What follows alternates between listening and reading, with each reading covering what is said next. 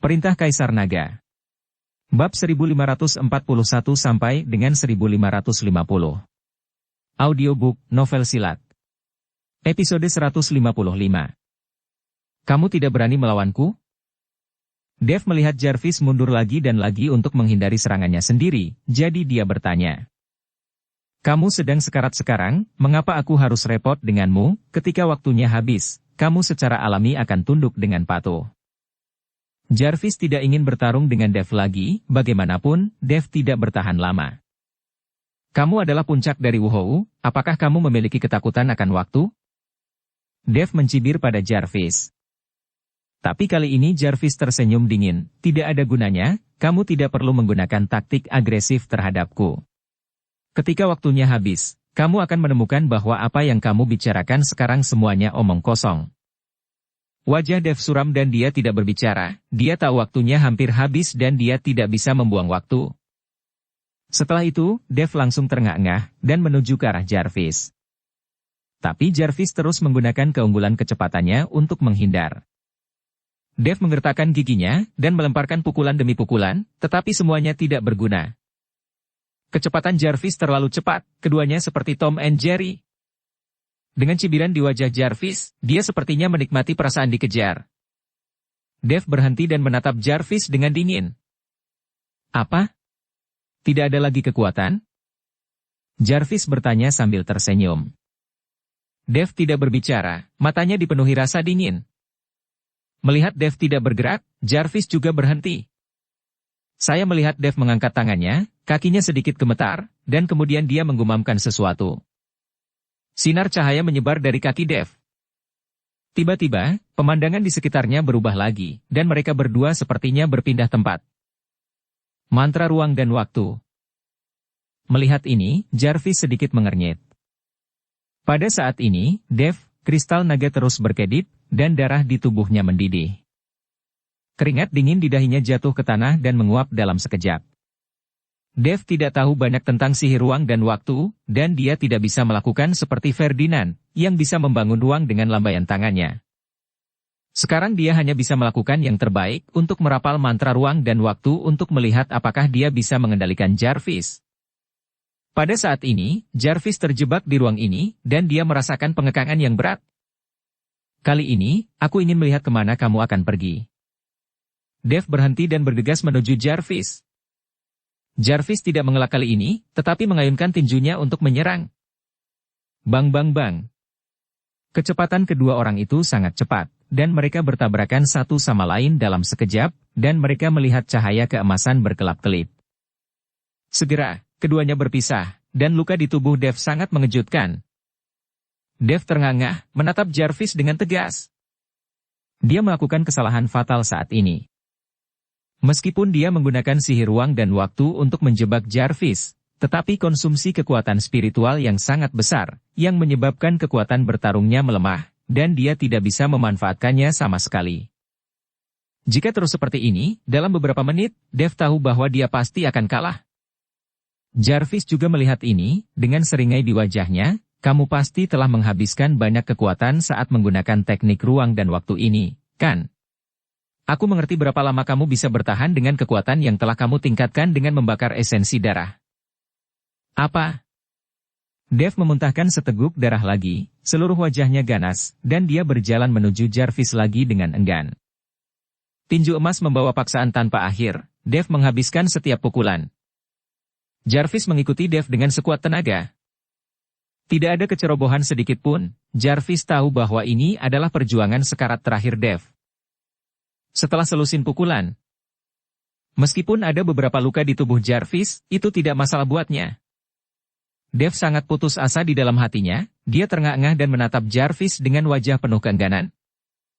Pemandangan di sekitarnya perlahan berubah, dan telah kembali ke tampilan aslinya. Dan aura di tubuh Dev juga perlahan menghilang dan lesu. Ah, bagaimana ini bisa terjadi, kenapa? Dev meraung kesakitan. Dia bahkan belum bertemu ibunya, Yuko masih menderita, dia belum diselamatkan, dan dia tidak tahu siapa dia sebenarnya. Tapi apakah dia mati akan seperti ini? Dev tidak mau, tapi aura di tubuhnya menghilang dengan cepat, dan akhirnya tubuh Dev roboh. Dia ingin bangun lagi, tetapi ternyata dia tidak memiliki kekuatan apapun di tubuhnya. Jarvis melangkah maju dan menatap Dev dengan dingin. Dan Dev sekarang seperti yang dikatakan Jarvis, seperti anjing mati, dia akan dibantai oleh orang lain. Ada cukup banyak harta di tubuhmu, sepertinya aku tidak bisa begitu saja mengirimmu ke neraka. Kata Jarvis sambil mencibir. Dev tidak mengatakan apa-apa, dia masih bekerja keras, dia ingin berdiri. Meski tidak ada lagi jejak kekuatan spiritual di tubuhnya, Dev masih harus berdiri dengan kekuatan tubuhnya sendiri. Bahkan jika dia mati, dia tidak bisa mati seperti anjing mati seperti ini. Tapi saat Dev mengangkat kepalanya, Jarvis menginjaknya. Puff. Setelah akhirnya mengangkat separuh tubuhnya, dia jatuh ke belakang dengan berat. Berhenti berjuang, tidak ada gunanya, kamu serahkan semua harta di tubuhmu sekarang, dan aku akan membiarkanmu memilih cara yang paling nyaman untuk mati. Jarvis menatap Dev dengan senyum menghina di wajahnya. Kamu bermimpi. Dev memelototi Jarvis dengan kejam. Meskipun dia tahu bahwa dia akan mati, Dev tidak akan membiarkan Jarvis mendapatkan apapun. Oke, karena kamu tidak menyerahkannya, aku akan menghancurkan kepalamu. Seperti yang dikatakan Jarvis, dia mengangkat kakinya dan menginjak kepala Dev. Tapi sebelum kaki Jarvis jatuh, dia berhenti di udara. Dia merasakan nafas yang kuat datang. Segera setelah itu, saya melihat sesosok bergerak dari jauh ke dekat. Aku tidak bisa melihat orang itu berjalan, tapi sosok orang itu mendekat dengan cepat. Hati Jarvis bergetar, dia mengambil kakinya kembali, dan menatap orang yang datang. Orang yang datang mengenakan setelan tunik Cina, berkacamata, dan terlihat lembut. Tapi aura di tubuhnya sangat kuat, dan kulit Jarvis tiba-tiba menjadi sangat jelek setelah melihat orang itu datang. Tuan Si. Tenaga. Jarvis menyipitkan matanya sedikit. Tuan Si bahkan tidak melihat Jarvis, tetapi fokus pada Dev, yang berlumuran darah. Kemarahanmu, kapan kamu akan mengurangi sisi agresifmu? Setelah Tuan Si selesai berbicara, dia melambaikan telapak tangannya dengan ringan, dan angin sepoi-sepoi menerpa wajahnya. Dev hanya merasakan semburan kekuatan di tubuhnya, dan dia berdiri sekaligus. Tuan Si. Tenaga. Dev menghadapi Tuan Si dengan rasa malu di wajahnya. Kamu memiliki kesempatan untuk melarikan diri, kenapa kamu tidak melarikan diri? Apakah karena beberapa kata yang mengejek? Apa yang bisa dilakukan beberapa kata? Sebelum Anda memiliki kekuatan absolut, kesabaran adalah hal terpenting yang harus Anda lakukan. Mengetahui bahwa kamu tidak bisa melakukannya, tetapi kamu masih ingin melakukannya, itu mencari kematian. Tidak setiap kali kamu beruntung, dan tidak setiap kali seseorang datang untuk menyelamatkanmu. Tahukah kamu berapa banyak orang yang menunggumu? Hidupmu bukan milikmu sendiri, ada banyak orang yang menunggumu. Apakah kamu mengerti apa yang aku katakan? Wajah Tuan Si tenang, tetapi setiap kalimat memiliki nada yang sangat tegas. Ini seperti seorang tetua yang memarahi anaknya. Wajah Dev memerah dan kemudian putih setelah diberitahu oleh Tuan Si, dan dia menundukkan kepalanya, seperti anak kecil yang melakukan kesalahan. Jarvis ada di samping, tetapi Tuan Si menganggapnya sebagai udara, yang membuat kemarahan Jarvis terus membara. Pria tua bermargasi, aku akan membunuh Dev hari ini, apakah kamu ingin ikut campur dalam urusan ini? Jarvis tersipu dan membentak Tuan Si. Baru saat itulah Tuan Si perlahan menoleh untuk melihat Jarvis, kamu tidak bisa membunuhnya. Mengapa? Jarvis terkejut. Karena aku di sini, kamu tidak bisa membunuhnya. Tuan Si berkata dengan tidak tergesa-gesa. 20 tahun yang lalu, aku bukan tandinganmu, tapi sekarang sulit untuk mengatakan siapa yang akan hidup dan siapa yang akan mati. Nafas Jarvis tiba-tiba naik. Aku bisa membunuhmu 20 tahun yang lalu, dan aku sekarang juga masih bisa. Wajah Tuan Si tetap tenang, dan dia berbicara dengan nada tidak tergesa-gesa. Meski nadanya tenang, tapi dengan semacam ketegasan. Wajah Jarvis jelek, dan pedang kepala harimau ada di tangannya dalam sekejap. Tapi melihat penampilan tenang Tuan Si, hati Jarvis kewalahan. Sudah lama sekali aku tidak berani melakukan apapun pada Tuan Si. Setelah beberapa saat, Jarvis benar-benar menyingkirkan pedang kepala harimau itu. Karena kamu ingin menyelamatkan Dev, maka aku tidak akan membunuhnya.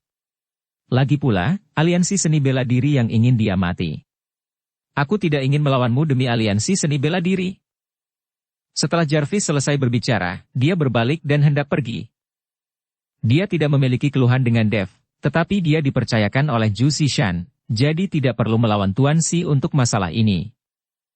Karena Jarvis tidak tahu di dalam hatinya, dia tidak tahu apakah dia lawan Tuan Xi. Apakah aku membiarkanmu pergi? Tanya Tuan Xi. Jarvis terkejut, aku tidak akan membunuhnya lagi, apalagi yang kamu inginkan. Membunuhmu. Tuan Xi berkata perlahan. Membunuhmu. Dua kata pendek ini membuat Jarvis gemetar, dan dia tidak bisa menahan diri untuk mundur beberapa langkah. Jangan pikir aku takut padamu. Jika kita benar-benar bertarung, itu akan merugikan kedua belah pihak. Jarvis memandang Tuan Xi dengan hati-hati dan berkata. Keduanya merugi? Tuan Xi tiba-tiba tersenyum, kamu tidak layak. Begitu kata-kata itu jatuh, aura Tuan Xi tiba-tiba berubah. Wajah yang awalnya tenang langsung dipenuhi dengan niat membunuh, dan Tuan Xi saat ini seperti dewa pembunuh. Niat membunuh yang dingin di tubuhnya membuat Dev merasakan ledakan keterkejutan. Merasakan aura ledakan di tubuh Tuan Xi, Jarvis mau tidak mau mundur 2 langkah lagi. Pria bermarga Xi, kamu dan aku tidak memiliki keluhan atau permusuhan, kamu tidak harus bertarung sampai mati denganku, bukan? Aku sudah mengatakan semuanya, aku membiarkan Dev pergi, dan kamu tidak akan pernah menyusahkannya lagi. Selain itu, seluruh dunia seni bela diri telah menjadi berantakan. Kamu tidak dapat membunuhku karena identitasku sebagai seorang kultivator jahat, kan? Kalau begitu, bukankah pejabatmu ingin membunuh setengah dari orang-orang di seluruh dunia seni bela diri? Jarvis memohon belas kasihan dengan Tuan Xi. Berhenti bicara omong kosong, ayo lakukan. Tuan Xi telah mengambil keputusan. Melihat ini, Jarvis hanya bisa mengaum dengan keras, dan pedang berkepala harimau di tangannya terayun seperti harimau, meledak ke langit, dan pedang yang menakutkan itu menuju ke arah Tuan Xi. Menghadapi pedang yang menakutkan itu, Tuan Xi tiba-tiba perlahan mengangkat tangannya dan menyaksikan dengan ekspresi tenang. Penampilan Tuan Xi membuat Jarvis semakin marah. Pedang kepala harimau di tangannya memancarkan cahaya, dan bilahnya bahkan lebih tajam. Tapi saat pedang yang menakutkan itu datang ke arah Tuan Xi gelombang demi gelombang, Tuan Xi mengangkat tangan kanannya dan menepuk ke depan dengan ringan. Angin sepoi-sepoi bertiup, dan itu benar-benar bertabrakan dengan bilah ombak.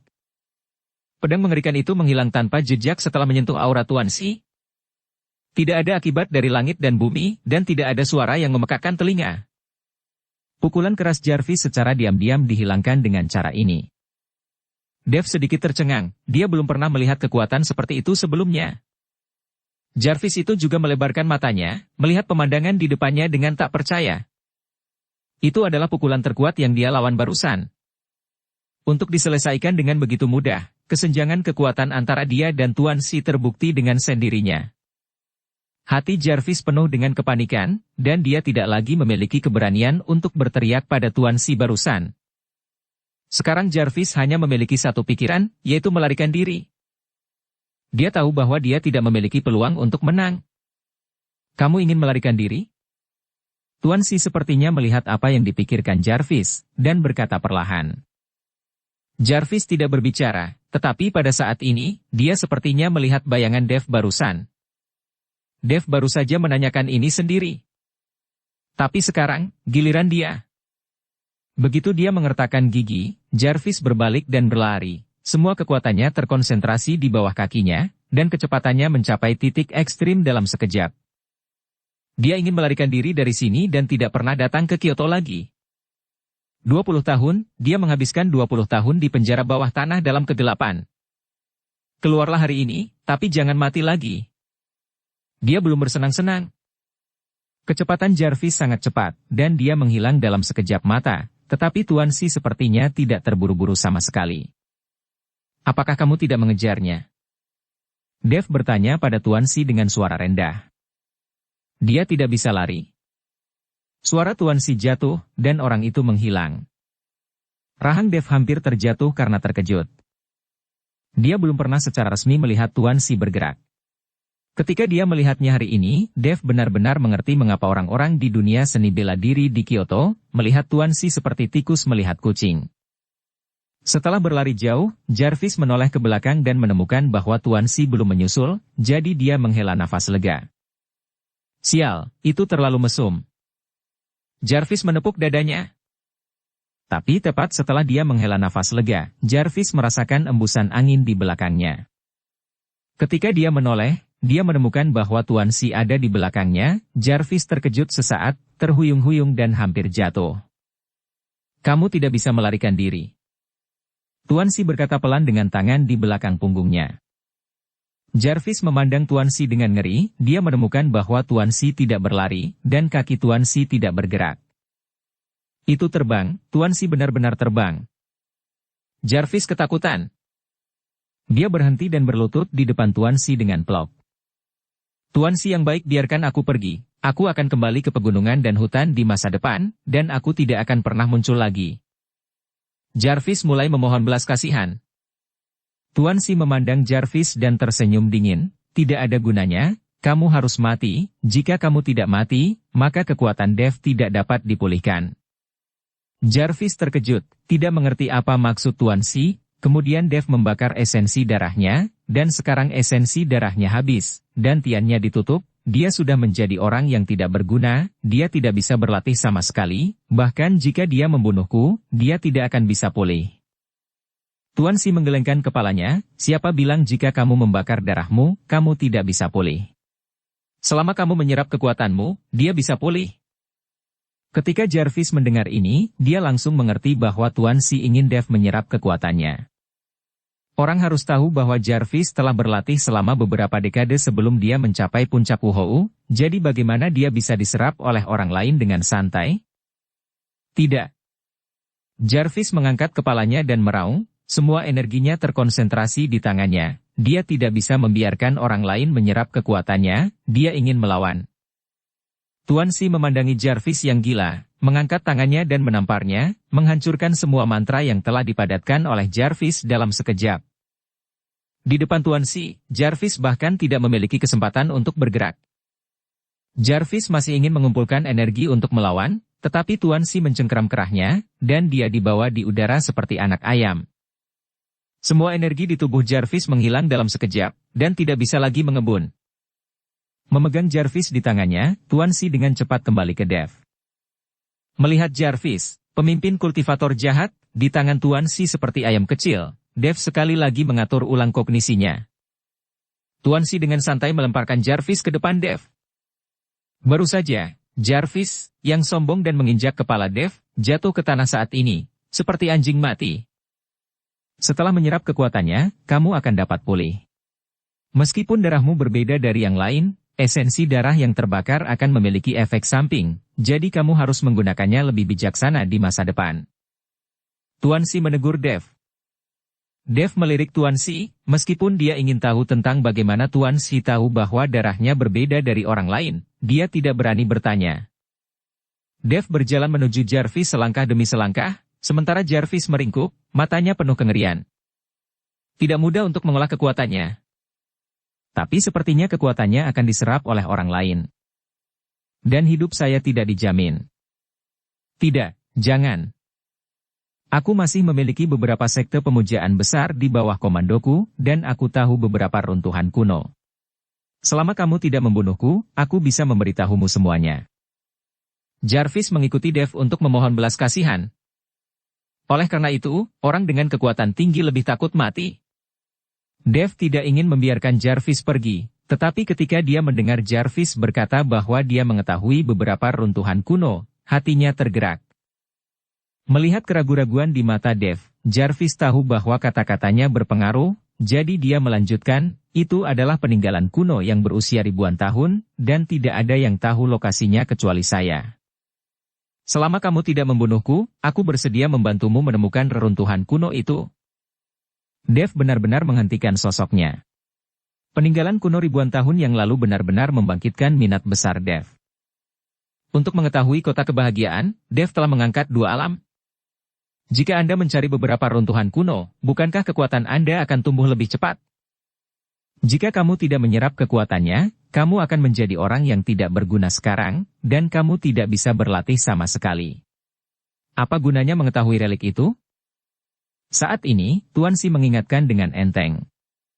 Dev tiba-tiba terbangun, dia membakar darahnya. Jika dia tidak menyerap kekuatan Jarvis, dia tidak akan bisa pulih, bahkan jika dia menemukan reruntuhan kuno itu, apa gunanya? Memikirkan hal ini, Dev menampar kepala Jarvis dengan telapak tangannya, lalu mengaktifkan seni konsentrasi hati, dan mulai terus menyerap kekuatan Jarvis. Meskipun kamu menyerap kekuatannya, kamu masih bisa menyelamatkan nyawanya. Bukankah mungkin juga untuk mengetahui tempat reruntuhan kuno? Tuan Si meminta Dev untuk hanya menyerap kekuatan Jarvis, bukan untuk mengambil nyawanya. Ini, menguras kekuatannya, dan dia akan mati sebagai mumi. Dev memandang Tuan Si dengan heran. Dia masih tidak bisa mengendalikannya sama sekali sekarang. Jarvis tidak tahan dengan kekuatan besar dari seni konsentrasi hati. Setelah semua kekuatan diserap, dia pasti akan mati. Kamu tidak perlu khawatir tentang itu, aku punya caraku sendiri. Setelah Tuan Si selesai berbicara, dia diam-diam mendorong Dev untuk menyerap kekuatan Jarvis. Jarvis hanya merasakan energi di tubuhnya terus-menerus menyebar keluar, lalu masuk ke tubuh Dev. Wajah Jarvis penuh dengan keganasan, dan dia bisa melihat bahwa dia sangat kesakitan. Segera, tubuh Jarvis menjadi semakin kecil, dan akhirnya menyusut menjadi setengah dari ukuran tubuh sebelumnya. Dev menghela nafas panjang, dan gelombang kekuatan spiritual mulai berenang di dantiannya lagi. Puncak Wuhou, sungguh luar biasa. Dev mengepalkan tinjunya, wajahnya penuh kegembiraan. Tetapi ketika dia melihat Jarvis, dia menemukan bahwa Jarvis telah kehilangan nafasnya. Mati. Dev memandang Tuan Si dan bertanya dengan ekspresi bingung. Tuan Si mengatakan dia memiliki caranya sendiri, tetapi Jarvis tetap mati. Dia belum mati. Tuan Si menggelengkan kepalanya, dan melihat gelombang cahaya putih samar dari tangan Tuan Si, langsung menutupi tubuh Jarvis. Awan kabut hitam segera muncul dari tubuh Jarvis, dan akhirnya kabut hitam itu berubah menjadi wujud manusia, berubah menjadi wujud Jarvis. Cahaya putih menyelimuti Jarvis, membuat wajah Jarvis penuh kesakitan. Apakah kamu harus membunuh semua? Jarvis penuh kesakitan. Jarvis meraung, tapi ada kepanikan tak berujung di matanya. Saat ini, Jarvis telah menjadi jiwa. Jarvis tahu bahwa dia harus mati, jadi ada jejak jiwa yang tersisa, dan dia berencana mengambil kesempatan untuk melarikan diri. Tapi dia tidak ingin dilihat oleh Tuan Si dan langsung menjebaknya. Bahkan jika ada jejak jiwa ini, maka Jarvis akan benar-benar menghilang dari dunia yang tersisa, dan dia berencana mengambil kesempatan untuk melarikan diri. Jangan khawatir, aku tidak akan memusnahkan jiwamu, aku hanya mengendalikanmu. Kamu tahu bagaimana melakukan hal-hal berikut. Selama kamu melakukannya dengan baik, aku akan mencarikanmu tuan rumah dan menghidupkanmu kembali. Tuan Si berkata dengan ringan. Aku tahu, Jarvis mengangguk berulang kali, lalu berbalik dan berlutut langsung ke Dev. Di masa depan, aku bersedia mengikuti Tuan Chen dan membantumu menemukan reruntuhan itu. Dev memandangi jiwa Jarvis di depannya dengan heran, merasa seolah-olah sedang dalam mimpi.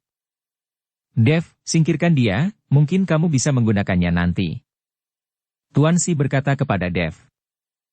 Dev mengangguk, membuka cincin penyimpanan, dan langsung memasukkan jiwa Jarvis ke dalam cincin penyimpanan. Dev tidak akan membiarkan Jarvis itu hidup di dalam tubuhnya. Tuan Si, terima kasih. Dev melirik Tuan Si dengan rasa terima kasih dan berkata. Namun, Tuan Si tersenyum tipis. Kamu harus menumbuhkan otakmu di masa depan, dan jangan terburu-buru, ini adalah hadiah terbesarku. Setelah berbicara, Tuan Si melambaikan tangannya dan memberi isyarat kepada Dev untuk pergi. Di sisi lain, dia meletakkan tangannya di belakang dan tidak bisa melihat gerakan, tetapi tubuhnya langsung muncul 100 meter jauhnya. Dev melirik tubuh Jarvis lagi, lalu berbalik dan menuju lembah Dewa Obat. Tidak lama setelah Dev pergi, Douglas menyerbu dengan 3 jubah tembaga hitam. Ketika dia melihat mayat mumi Jarvis, mata Douglas membelalak, wajahnya penuh keterkejutan. Ini. Jarvis ini sudah mati? Douglas berkata dengan heran. 3 jubah tembaga hitam juga terkejut. Mereka telah mendengar tentang kemampuan Jarvis sejak lama, dan sekarang dia dibunuh oleh Dev. Betapa menakutkannya kekuatan Dev. Nafas esensi dan darah yang terbakar? Pada saat ini, jubah tembaga hitam tiba-tiba mengerutkan kening dan berkata. Yang lain buru-buru memejamkan mata sedikit untuk merasakannya. Itu benar, seseorang di sini memang telah membakar esensi darah, dan nafas ini seharusnya milik Dev itu. Jubah tembaga hitam lainnya berkata. Ketika Douglas mendengar ini, ekspresi kagetnya barusan menunjukkan sedikit kegembiraan. Jadi, Dev membunuh Jarvis dengan membakar esensi dan darahnya dan secara paksa meningkatkan kekuatannya. Douglas buru-buru bertanya. Sangat mungkin dengan kekuatan Dev, tidak mungkin menjadi lawan Jarvis. Bahkan jika dia membakar darahnya dan secara paksa meningkatkan kekuatannya, dia mungkin tidak dapat mengalahkan Jarvis. Tapi sekarang Jarvis sudah mati, Dev pasti akan itu tidak jauh lebih baik. Bahkan jika dia tidak mati, dia tidak berguna sekarang, selama kita tahu keberadaan dia, mudah untuk menangkapnya. Kata jubah tembaga hitam. Bagus, aku akan mengirim seseorang untuk melacak keberadaan Dev dan melihat apakah dia sudah mati atau belum. Mata Douglas berkilat, dia berbalik dan pergi. Adapun tubuh Jarvis, mereka tidak peduli. Rumah Naga Kyoto. Berita bahwa Dev secara paksa membakar darahnya dan membunuh Jarvis segera diketahui oleh keluarga naga. Lagi pula, keluarga naga juga anggota aliansi seni bela diri, Douglas tidak akan menyembunyikannya dari keluarga naga. Ketika Jaiden mendengar berita itu, ekspresinya berubah. Orang harus tahu bahwa Jarvis dikabarkan telah mati 20 tahun yang lalu, tetapi dia tidak menduga bahwa selama ini Jarvis dipenjara oleh aliansi seni bela diri.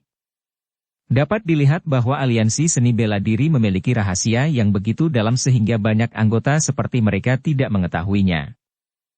Namun, Dev secara paksa membakar darahnya, dan bahkan jika dia tidak mati, dia akan menjadi tidak berguna.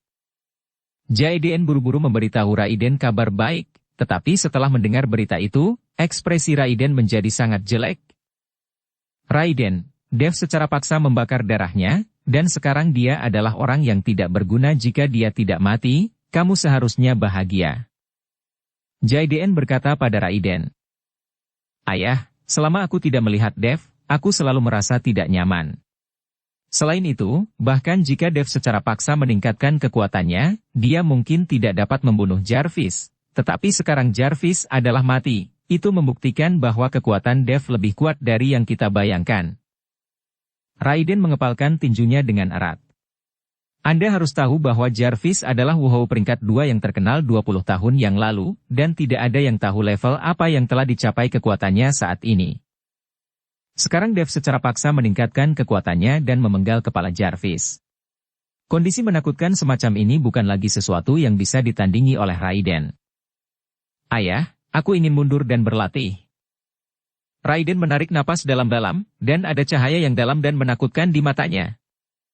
Dia hanya memiliki satu tangan sekarang, jadi dia harus bekerja lebih keras daripada yang lain ketika dia berkultivasi. Jaiden memandang Raiden, lalu menepuk bahu Raiden, oke, sekarang kamu tidak perlu khawatir tentang Dev. Jika kamu bisa dipromosikan ke ranah Wuhou Puncak, keluarga naga kita pasti akan mendapatkan kembali kejayaannya. Puncak Wuhou. Raiden mencibir dengan dingin, tujuanku adalah Wusheng. Aliansi Seni Bela Diri Kyoto. Setelah Douglas kembali, dia segera mengirim orang untuk memeriksa keberadaan Dev, terutama dalam perjalanan ke Lembah Dewa Obat. Sekarang Dev, tidak peduli apakah dia hidup atau mati, tidak cukup untuk mengancam aliansi seni bela diri kita, aku lega. Douglas menghela nafas panjang. Karena Dev, dia kehilangan lengan dan hampir kehilangan posisi sebagai pemimpin. Sekarang Dev menjadi orang yang tidak berguna bahkan jika dia tidak mati, Douglas akhirnya bisa tidur nyenyak. Apakah kalian semua berpikir bahwa Dev membunuh Jarvis? Pada saat ini, Zeke perlahan keluar dari belakang. Melihat Zeke, suasana hati Douglas yang awalnya santai tiba-tiba menjadi sedikit gugup. Entah kenapa, Douglas selalu gugup saat menghadapi Zeke selama ini. Jelas dia adalah pemimpin aliansi, dan Zeke adalah wakil pemimpin aliansi. Namun Douglas takut ketika melihat Zeke. Kami pergi ke tempat kejadian untuk melihat bahwa Jarvis sudah mati. Jika bukan Dev yang membunuhnya, siapa yang akan membunuhnya? Kamu bisa bertanya pada mereka bertiga, masih ada nafas darah Dev yang terbakar, seharusnya tidak lama setelah pertempuran. Kata Douglas. Ya, kami merasakan nafas dari esensi dan darah Dev yang terbakar di tempat kejadian. Membakar darah adalah satu-satunya cara Dev bisa membunuh Jarvis, kalau tidak dia bukan lawan Jarvis. Jubah tembaga hitam menjelaskan. Bahkan jika Dev membakar darah, dia bukan lawan dari Jarvis. Jarvis pasti dibunuh oleh orang lain. Zeke menyipitkan matanya sedikit dan berkata, Siapa? Siapa di seluruh ibu kota yang akan membantu Dev membunuh Jarvis? Douglas bertanya dengan tidak percaya. Tuan Si. Zeke berkata perlahan. Mendengar 3 kata Tuan Si, tubuh Douglas bergetar. Tidak mungkin. Bagaimana mungkin Tuan Si membantu Dev membunuh Jarvis? Selain itu, kita memiliki orang di mana-mana, dan kita tidak melihat Tuan Si meninggalkan pavilion penjaga. Douglas merasa tidak mungkin. Percaya atau tidak, saya akan segera melaporkan masalah ini. Jika benar Tuan Si mengambil tindakan terhadap Jarvis, itu akan membuktikan bahwa Dev belum tentu tidak berguna sekarang. Jika demikian, kita harus mengubah strategi kita melawan Dev. Setelah Zeke selesai berbicara, dia berbalik dan pergi. Tapi Douglas bingung, bergumam pada dirinya sendiri, tidak mungkin, bagaimana mungkin, lalu Dev membakar darahnya, bahkan jika dia tidak mati, dia pasti tidak berguna. Douglas tidak ingin mempercayai apa yang dikatakan Zeke, dia tidak ingin Dev menjadi mimpi buruknya. Lembah Dewa Obat. Semua orang mengerubungi Dev, wajah mereka semua dipenuhi kebahagiaan. Dev ditinggal sendirian untuk berurusan dengan 4 jubah tembaga hitam, yang membuat semua orang di Lembah Dewa Obat sangat khawatir. Terutama Rain, jika sesuatu terjadi pada Dev, dia tidak bisa hidup. Dev pergi ke arena seni bela diri hanya untuk menyelamatkannya. Sekarang Dev kembali, Rain sangat senang. Tapi kali ini, Dev tidak bisa lebih bahagia, kali ini dia benar-benar melihat kengerian aliansi seni bela diri. Jika bukan karena kemunculan mendadak Tuan Si, Dev pasti sudah mati sekarang. Dev tinggal di Lembah Dewa Obat selama beberapa hari. Ellie adalah yang paling bahagia beberapa hari ini, berada di sisi Dev sepanjang hari. Tapi Dev tidak bisa lebih bahagia lagi, karena ibunya dan Yuki belum diselamatkan. Dia perlu terus meningkatkan kekuatannya. Apakah kamu masih mengkhawatirkan Yuki? Di atas batu besar, Ellie duduk bersama Dev dan bertanya dengan lembut. Dev melihat ke arah Kyoto, lalu mengangguk. Aku sangat tidak berguna, aku bahkan tidak bisa melindungi pacarku. Dev menyalahkan dirinya sendiri. Itu bukan salahmu, itu karena aliansi seni bela diri terlalu kuat, jadi jangan terlalu menyalahkan dirimu sendiri. Selama ini, semua orang berkultivasi dengan putus asa, berharap dapat meningkatkan kultivasi mereka dan membantumu. Ellie menghibur Dev. Apakah itu 4 pria jahat besar atau Larry Zhao dan yang lainnya? Mereka semua berkultivasi dengan putus asa, dan dengan bantuan pil dari Lembah Dewa Obat, ranah semua orang juga meningkat dengan sangat cepat. Mereka tahu bahwa hanya ketika mereka cukup kuat, mereka dapat benar-benar membantu Dev. Rain, tunggu aku. Pada saat ini, suara Jonathan terdengar tiba-tiba. Dev mengikuti Ellie untuk melihat, dan menemukan bahwa Jonathan sedang bermain dan menggoda Rain. Keduanya sangat cocok. Melihat keduanya berdebat, Dev menunjukkan senyuman di wajahnya. Ini pasangan yang bagus. Jonathan biasanya mesum, tapi hatinya tidak buruk. Rain juga berhati murni. Keduanya sangat baik bersama. Ellie mengangguk dan berkata, ketika saya punya waktu, saya akan berbicara dengan Tuan Zhao dan menyelesaikan masalah di antara mereka berdua. Memiliki acara bahagia seperti ini bisa membuat semua orang senang. Kata Dev sambil tersenyum. Aku masih menggunakanmu. Paman Naga sudah membicarakannya, tapi Jonathan sedikit lebih kuat. Dia merasa kekuatannya terlalu rendah, bahkan tidak sebagus Rain, jadi dia ingin meningkatkan kekuatannya ke ranah Wuhou sebelum bisa menikah dengan Rain. Dia mengatakan bahwa dengan kekuatannya saat ini, dia tidak bisa melindungi Rain sama sekali, dan tidak bisa memberi Rain rasa aman. Ada kemungkinan Jonathan menyaksikan Rain dibawa pergi, tapi dia tidak berdaya, yang akan menjadi pukulan besar baginya. Ellie memikirkan Yuki ketika Rain ditangkap sebelumnya, jadi dia terlihat sedikit kesepian. Bakat Jonathan bagus, jika dia benar-benar bekerja keras, tidak sulit untuk mencapai ranah Wuhou. Dev memandang Jonathan yang tidak jauh, dan memutuskan dalam hatinya untuk membawa anak ini bersamanya. Jika tidak membawa Jonathan bersamanya, dia tidak tahu berapa lama untuk mencapai kerajaan Wuhou dengan usahanya sendiri. Mungkinkah Rain harus menunggu seumur hidup? Tapi kekuatan Jonathan terlalu lemah, jika dia dibawa ke reruntuhan kuno yang sangat berbahaya, dan dia pasti akan menjadi beban, dan mungkin berbahaya. Kita harus menemukan tempat yang aman dan kaya sumber daya. Di mana tempat yang begitu sempurna? Dev sedikit mengernyit, memikirkan di mana itu cocok untuk permintaan seperti itu. Segera, sebuah tempat muncul di benak Dev, dan itu adalah Pulau Penglai. Setelah membunuh Delfindu, Dev selalu ingin mengunjungi Pulau Penglai. Dia ingin melihat pulau kecil seperti apa yang bisa mengolah begitu banyak pembudidaya abadi di era kekurangan aura ini. Di Pulau Penglai, Dev juga bisa mundur dan berlatih dengan cara meningkatkan kultivasinya. Setelah memiliki ide ini, Dev tidak tinggal lama di Lembah Dewa Obat.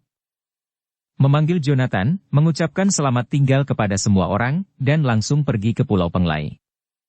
Karena Pulau Penglai berada di luar negeri, Dev dan yang lainnya harus melalui formalitas dan bepergian dengan kapal.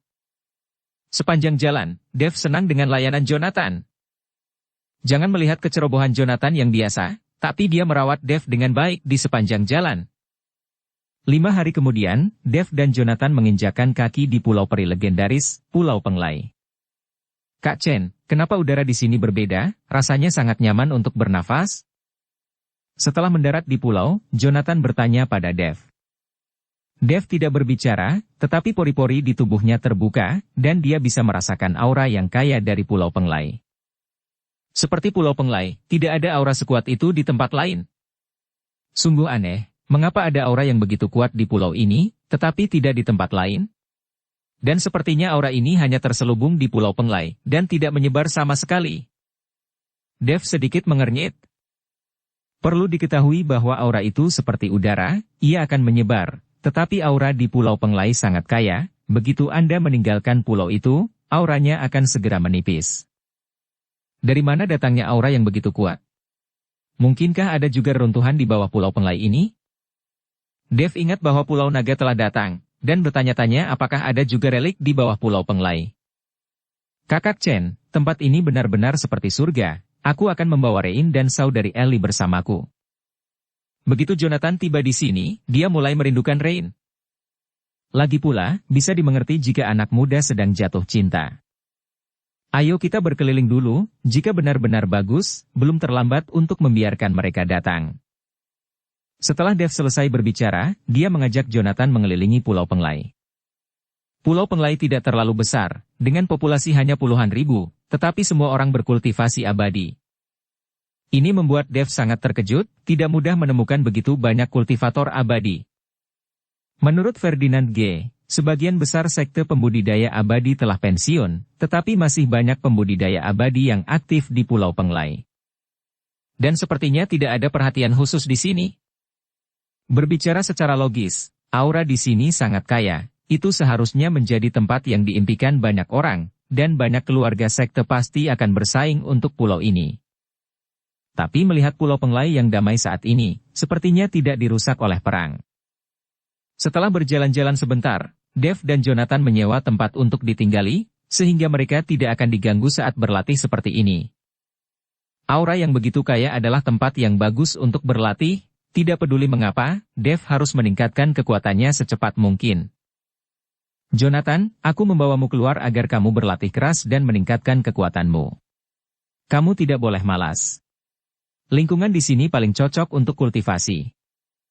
Dev menasihati Jonathan.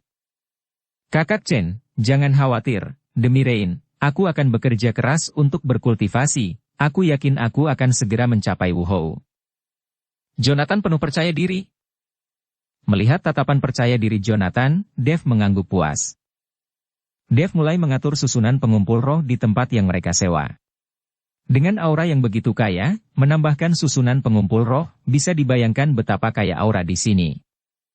Butuh 1 hari penuh bagi Dev untuk menyiapkan formasi pengumpulan roh, dan kemudian meneruskan serangkaian metode mental ke Jonathan, dan keduanya mulai berlatih. Energi spiritual yang mengepul memadat menuju halaman tempat Dev dan yang lainnya menyewa seperti kabut tebal. Segera, seluruh halaman diselimuti kabut spiritual, dan halaman kecil ini tampaknya dalam bahaya. Gelombang aura menyapu tubuh Dev, dan pori-pori tubuh Dev terbuka, dengan rakus menyerap aura yang kaya. Seni konsentrasi hati Dev berbeda dari teknik kultivator abadi lainnya, dan membutuhkan aura dalam jumlah besar. Aura yang kaya di Pulau Penglai saat ini hanya menebus ini. Setelah hanya 10 hari retret, Dev telah menyentuh langit-langit dari alam keempat jiwa yang baru lahir. Selama dia berlatih selama beberapa hari, dia pasti akan menerobos. Kecepatan kultivasi yang tidak normal ini membuat Dev terdiam beberapa saat. Anda harus tahu bahwa ketika dia berada di kota kebahagiaan, dengan puluhan ribu pil binatang dan manik hiu itu, Dev dipromosikan ke alam ketiga jiwa yang baru lahir. Anda harus tahu bahwa semakin tinggi alamnya, semakin besar energi spiritual yang dibutuhkan, dan semakin lama waktu pelatihannya. Tetapi pada saat ini, Dev menemukan bahwa kecepatan kultivasinya telah mencapai kecepatan yang mencengangkan. Ketika Dev dan Jonathan sedang berlatih, mereka tidak tahu bahwa halaman kecil ini telah menjadi sasaran. Dengan begitu banyak kekuatan spiritual yang terkumpul di halaman, bagaimana mungkin itu tidak menarik perhatian orang lain dalam suasana berkabut sepanjang hari? Pada saat ini, 2 pria berseragam dan memegang pedang sedang menatap halaman Dev dari dekat. Sudah 10 hari, dan kabut spiritual belum mengembun. Pasti ada kumpulan roh di sini. Mari beritahu berita kepada Raja Du. Salah satu dari mereka berbisik. Orang lain mengangguk, lalu keduanya berbalik untuk pergi. Tapi saat keduanya berbalik, seorang pria bertopeng muncul di belakang mereka pada saat yang tidak diketahui. Saat keduanya berbalik, pria bertopeng itu langsung menyerang. Tangannya dicakar, dan dia langsung mencubit tenggorokan mereka berdua, meremukkan tulang tenggorokan dalam sekejap. Keduanya tidak punya waktu untuk berjuang, dan mereka langsung mati. Setelah membunuh keduanya, pria bertopeng itu melihat ke halaman yang dipenuhi kabut tebal, dan tidak dapat menahan diri untuk tidak mengutuk, terlalu ceroboh, saya benar-benar berpikir tempat ini damai. Setelah pria bertopeng selesai berbicara, tubuhnya menghilang dalam sekejap, dan dia memasuki halaman. Pada saat ini, Dev berada pada saat kritis kultivasi. Seluruh tubuhnya seperti biksu tua yang sedang bermeditasi, dan dia sama sekali tidak dapat melihat situasi di luar. Memasuki ruangan, pria bertopeng itu menatap Dev yang sedang berlatih, dan tiba-tiba mencibir. Bahkan bukan formasi defensif, ceroboh, terlalu ceroboh. Kata pria bertopeng itu, merobek syal hitam di wajahnya. Wajah Bopeng terungkap. Orang ini ternyata adalah Methu. Methu melihat cahaya keemasan samar yang berkedip-kedip di tubuh Dev, dan tidak bisa menahan senyum. Dev ini adalah terobosan lain. Saat dia mengatakan itu, Methu mengeluarkan beberapa mantra dan melemparkannya dengan santai, dan mantra itu mulai mengelilingi tubuh Dev. Sinar cahaya mengelilingi Dev, sementara Met sendiri duduk santai di samping, mengeluarkan banyak biji melon dan menjatuhkannya. Siang dan malam lagi. Cahaya keemasan gelap di tubuh Dev menjadi semakin intens, disertai dengan suara senandung. Melihat sekeliling, Dev saat ini seperti peri, sangat misterius. Di alam kecil, orang ini membutuhkan kekuatan spiritual yang sangat besar, kamu terlalu abnormal. Melihat Dev, Met terdiam beberapa saat. Bersenandung.